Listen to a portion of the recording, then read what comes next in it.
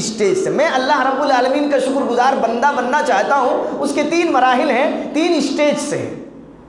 तीनों को मैं आपके सामने रखना चाह रहा हूँ। उसके बाद आप खुद फैसला कीजिए और मौजूदा हालात को देखिए, तो आपको अंदाज़ा होगा कि हर कदम पर हकीकत में अल्लाह की नेमतों की नाकदरी हुई है और हम उसी नाकदरी का नतीजा है जो झेल रहे हैं।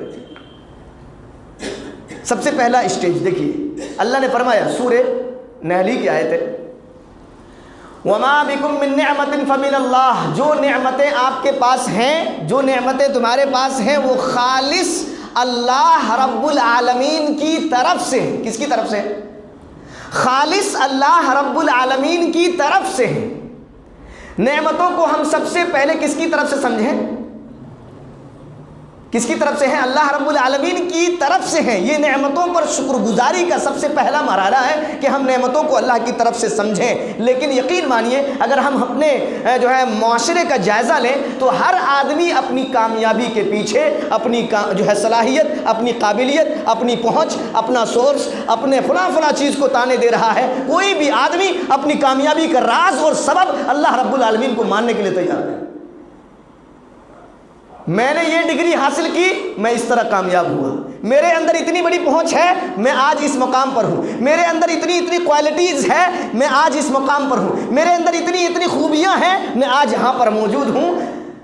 कोई भी आदमी नेमतों का कोई ताल्लुक़ अल्लाह रब्बुल आलमीन से बयान नहीं करता है, तो जो है शुक्रगुजारी के बाकी मरहलों का तसव्वुर कैसे आएगा? जब नेमतों को हम अल्लाह रब्बुल आलमीन की तरफ से समझेंगे ही नहीं, तो शुक्रगुजारी के बाकी मरहलों का तसव्वुर जहन में नहीं आ सकता है। और याद रखिए, ये पहला मरहला ईमान से मुताल्लिक है। अगर आप नेमतों को अल्लाह की तरफ से नहीं समझते हैं तो आपके ईमान में कमी है। वमा बिकुम मिन निअमतिन फमिनल्लाह, जो भी नेमतें आपके पास हैं वो खालिस अल्लाह रब्बुल आलमीन की तरफ से है। याद रखिए इस बात को। और दूसरा मरहला क्या है? अल्लाह ने फरमाया व अम्मा बि निअमति रब्बिका फहद्दिस, जो नेमतें अल्लाह ने अता फरमाई हैं, मैं बहुत शॉर्ट में बयान कर रहा हूँ, जो नेमतें अल्लाह ने अता फरमाई हैं उन नेमतों पर अल्लाह रब्बुल आलमीन का ज़बानी शुक्रिया अदा कीजिए। अल्लाह ने यहाँ पर बयान फरमाया व अम्मा बि निअमति रब्बिका फहद्दिस। बहरहाल आप अपने रब की नेमतों का चर्चा किया करें, आप अपने रब की नेमतों का तज़किरा किया करें। मुफस्सिरीन इकराम ने यहाँ पर यह बताया कि नेमतों पर ज़बानी शुक्र करना मुराद है यहाँ पर। तो जब पहला मरहला जहन में ना आए, तसव्वुर में ना आए, तो ज़बानी शुक्रगुजारी के मामले बहुत कम ही देखने को मिलते हैं। और सबसे आखिरी मरहला, सबसे ज़रूरी, सबसे इम्पोर्टेंट और सबसे अहम मरहला वो तीसरा है। वहाँ ये है कि जो नेमतें अल्लाह रब्बुल आलमीन हमें अता फरमाता है, उन नेमतों को खालिस अल्लाह रब्बुल आलमीन की जो है अल्लाह रब्बुल आलमीन की रज़ा के लिए इस्तेमाल करना। जो नेमतें अल्लाह ने हमें दी हैं, उन नेमतों को खालिस अल्लाह रब्बुल आलमीन की रज़ा के लिए इस्तेमाल करना। ये नेमतों पर शुक्रगुजारी का आखिरी, सबसे ज़रूरी, सबसे इम्पोर्टेंट और अहम मरहला है। और यकीन मानिए, हमारे माशरे में जिस चीज़ की सबसे ज़्यादा कमी देखी गई है वो इसी मरहले में देखी गई है।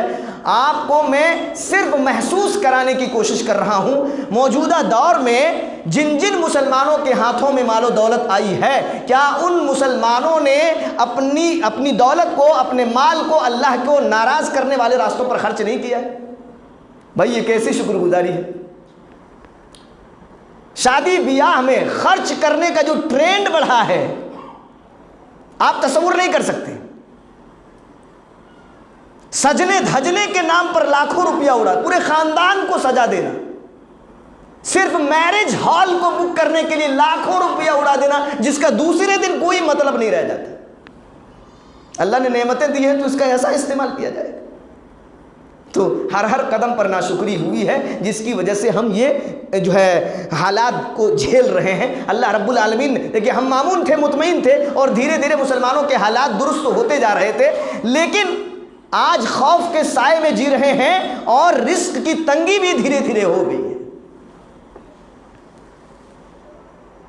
तो ये भी एक कमी है मुसलमानों की, हर कदम पर शुक्रगुजारी की कमी, हर कदम पर नाशुक्री हुई है।